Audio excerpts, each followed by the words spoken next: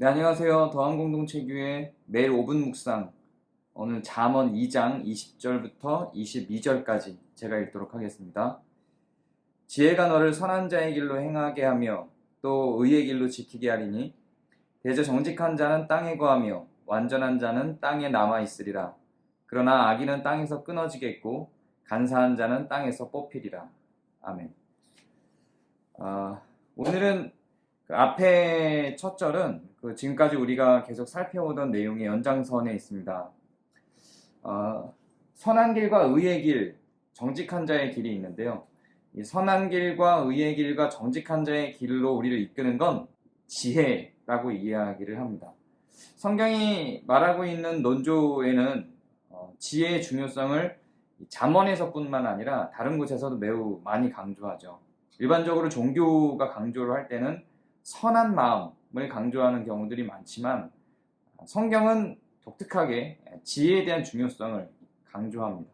선한 마음은 왜곡되기 쉽지만 그 선한 마음을 잡아주는 건 지혜이기 때문에 그렇습니다. 그리고 오늘 본문은 조금 독특한 발언을 하나 하는데요. 선한 길, 의의 길, 정직한 자의 길에 있는 이 사람들은 땅에 거하게 된다고 합니다. 그리고 악인과 간사한 자들은 이 땅에서 추방되게 된다고, 땅으로 가지 못하게 된다고 이야기를 하죠. 여기서 땅이 무엇인지를 고민해 볼 수밖에 없습니다. 성경에서는 땅을 여러 차례 계속해서 언급하고 있습니다. 잠언뿐만 아니라 성경 전체에서는 땅의 여러 상징성을 가지고 이야기를 합니다. 땅이 그냥 땅으로, 경작지로, 거주지로서만 사용되기보다 상징적 표현과 상징적 의미로 많이 사용되죠. 근데 크게 신약과 구약을 구분해 놓고 볼 때 신약에서 땅의 의미는 주로 마음일 때가 많습니다. 그래서 땅에 떨어진 씨앗, 밭에 떨어진 씨앗도 그런 의도에서 사용이 됐지만 그뿐만 아니라 여러 의미에서 땅은 마음, 사람의 마음을 표현할 때가 많습니다. 신약에서는 그래요. 근데 구약에서 땅이라는 표현이 나올 때는 주로 하나님께서 소명을 만들어낸 것, 하나님이 지시한 어떤 사항, 하나님과 함께하는 곳, 하나님이 있도록 요청하신 곳, 하나님의 명령을 수행하는 곳, 하나님의 정의가, 하나님의 공의가 살아있는 곳이라는 의미로 땅이 많이 활용이 됩니다. 그래서 가나안 땅에 들어가게 하시고요. 아브라함에게도 땅을 가도록 하시고요. 또 땅을 정복하라고 표현하시기도 하시고요. 그래서 땅은 하나님이 함께 하시는 곳, 하나님이 거하시는 곳, 하나님의 명령이 살아 움직이는 곳이라는 의미로 많이 사용되게 되죠. 잠언에서도 이 두 가지를 다 해석하시는 분들이 있는데 저도 둘 다 적절하게 해석을 해도 큰 무리는 없다고 생각하지만 저는 그냥 구약은 구약에 맞게 땅이 하나님과 함께 거하는 곳 혹은 하나님의 명령이 수행되는 어떤 지점이라고 생각하는 게 더 맞다고 생각합니다. 그런데 이 땅을 그렇게 하나님의 명령이 수행되는 곳으로 보게 되는 이유는 그 땅이 주는 장점이 하나님이 머무르시고 하나님의 명령이 수행되는 장소와 비슷한 어떤 지점을 갖고 있기 때문에 그렇습니다.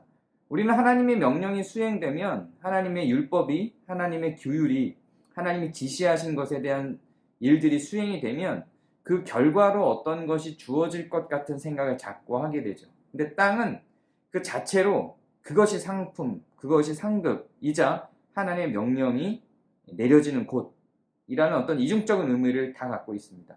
땅을 경작하고 땅을 소유하는 것이 하나님의 명령인과 동시에 그 땅 자체가 또한 상급이기도 하죠. 그래서 땅이 주는 의미는, 구약에서 땅이 주는 의미는 의로움, 사랑, 경건과 같은 것입니다.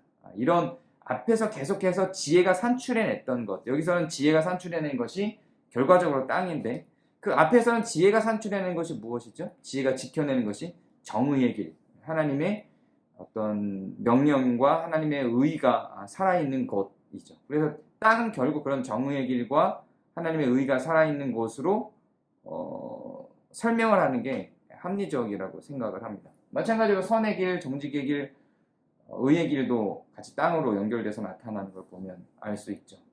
그래서 이것을 수행하면 땅이 상으로 주어진다라는 개념으로 해석하기보다 사실은 이게 다 하나로 정리가 돼서 같은 의미라고 생각하는 것이, 은유적 표현이라고 생각하는 것이 저는 더 적절하다고 생각합니다. 그래야 이 본문이 잘 읽혀요. 땅도 영영이 가 있는 곳이기도 하면서 그 자체가 상급이라는 의미도 있고, 정의나 선함, 정직도 영영인과 동시에 그 자체가 사실은 우리가 향유하고 누릴 수 있는 쾌락이기도 한 것입니다.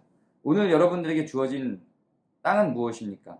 그 가운데 함께 거하며 그것을 만끽하는 하루 되시기를 바랍니다. 감사합니다.